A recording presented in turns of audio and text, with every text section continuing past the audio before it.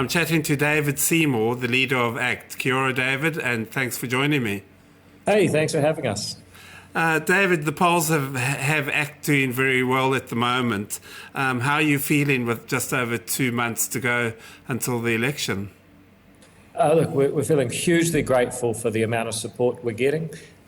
Big polls, big crowds, a lot of people sending in their money, a lot of people volunteering, putting up signs, making ACT visible around the country. Really grateful for all of that.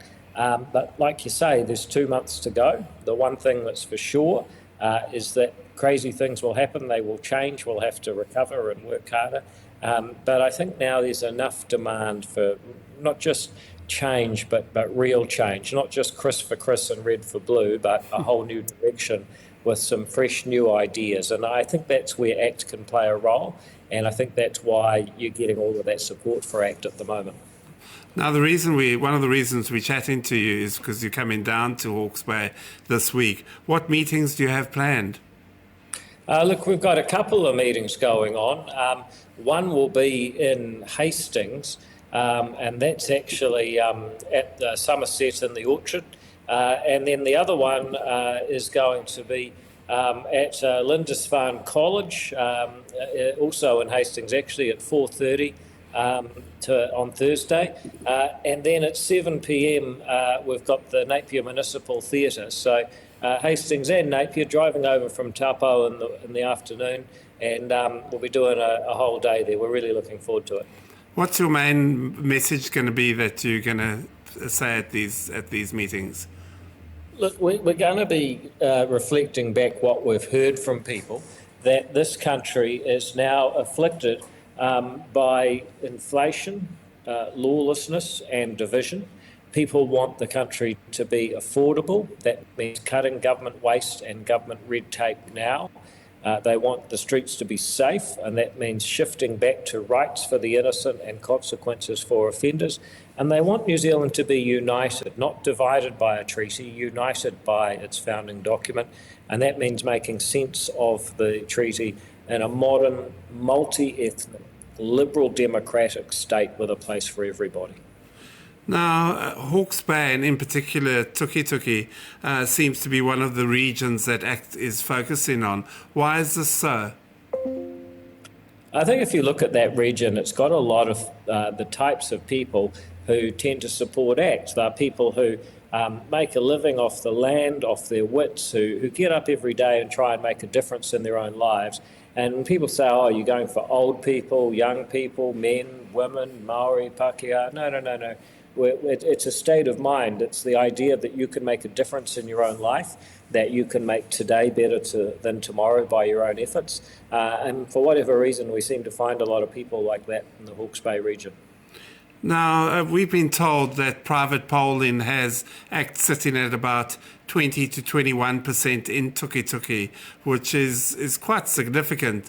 Can you confirm this, and what do you have to say about the support in the area? Well, I can't confirm it because that's not our poll. We haven't polled at that level of localism. I heard yesterday that ACT is at 16% in Northland, so I wouldn't be surprised if we were a bit higher in a region like Hawke's Bay, where we've been getting big crowds, lots of volunteers, lots of donations, lots of crossover in our values with Hawke's Bay values.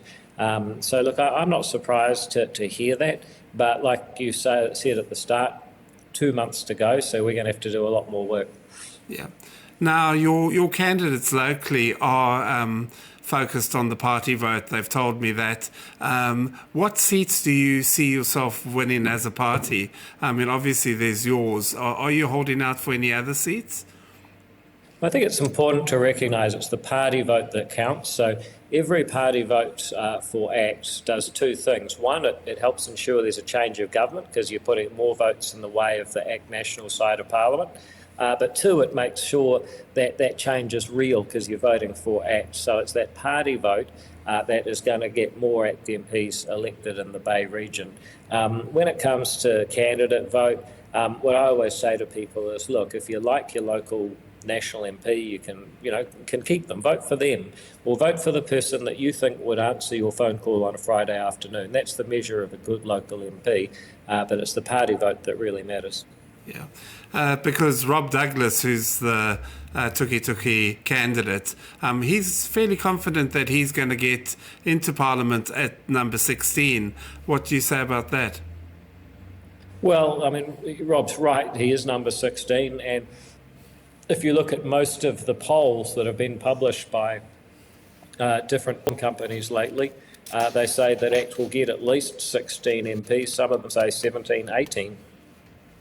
So, I think Rob's right to be confident, but I also know that Rob's working really hard to meet as many people as possible, to hear what's important to them, and show how ACT can actually deliver the kind of real change that they're looking for.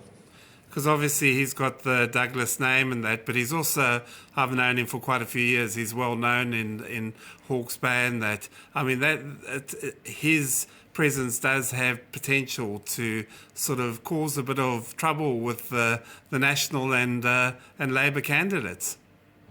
Yeah, look, I think that there will be people who will want to give their candidate vote to Rob, and if that's what they'd like to do, it's a free country, they should do that. But I just say, from the point of view of trying to get Rob elected, trying to get more ACT MPs elected, change the government and make sure it's real change here in New Zealand, do it for the country, give your party vote to ACT is what will make the difference there.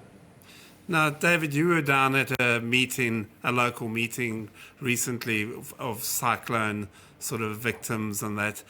What did you get from that meeting? What was the mood of the people there? The mood of the people was devastated. You look at a guy like Mike Beekmans, spent a long time building up his business there in the Esk Valley, lost everything, house just literally washed off its foundations by a mud flow. He's really in a state of devastation. I think the fact that there's still delays and uncertainty coming from government means he can't call on his insurance company, means he's still waiting to find out what his future holds, while all the while running down his savings. It showed that the government really needs to get moving. I mean, the Prime Minister announced $567 million for rebuilding roads. Last week he said that was a big achievement. Well, actually, you know what? It's not much of an achievement when it's not much of an achievement when the cyclone happened over 6 months ago in February. So, I think that they've been a little bit slow in giving people certainty. And when I talk to people in the Esk Valley, that certainty is what they need. Now, just a couple more questions. But Dave, Julian Batchelor has been going around the country and with his Stop Co-Governments tour, it's raised quite a bit of controversy and division here in Hawke's Bay in particular, and you would have seen the media on the meeting and that was held here. What's your view on the message that he's given, and where does ACT sit on this? Look, I'm deeply troubled by the Julian Batchelor tour and the response to it. If I look at what he's saying, ACT absolutely agrees that the treaty has been misinterpreted, that a lot of the policies of the government are racist and need to stop. But it seems that the way Julian Batchelor goes about it seems to just create a bit of extra difficulty that isn't really necessary. ACT's message is always about, well, here's how we cherish the Maori language and culture, along with all the others, and end up with a country that is united as a modern, multi-ethnic, liberal democratic state with a place for everyone. Now, that's our positive messaging. But the other thing that really troubles me about the Julian Batchelor tour is the response that it's getting and the way that the police and the media and civil society generally are just allowing peaceful meetings to be stopped because some people don't like what's been said. I don't necessarily like what he's been saying, but I don't think it's right that people can just stop them saying it, and that the media says, oh, it was a peaceful protest. Well, it's not peaceful if you're obstructing people from having a legal meeting on private property. So, those kinds of things I'm completely opposed to. Just one other thing, just on billboards. They act billboards everywhere around Hastings and Napier, and some people are saying they're actually going against the council bylaws and that. Is this part of your ground game to just have as many billboards as possible to get your message across? Well, it definitely is, but I just make the point that to have as many as possible, but I just make the point that every council is setting different rules. Some councils have changed the rules multiple times since we've been putting our billboards up. So obviously we like to follow the law, but I also just think, the fact we've got some doofus who's got nothing better to do than go and complain to their council, and then somebody at council, after everything Hawke's Bay's been through, they've got nothing better to do than stop signs that are part of democracy and aren't actually hurting anyone. I think some people just need to get a life. So there should be one rule for all councils, you think, across the country?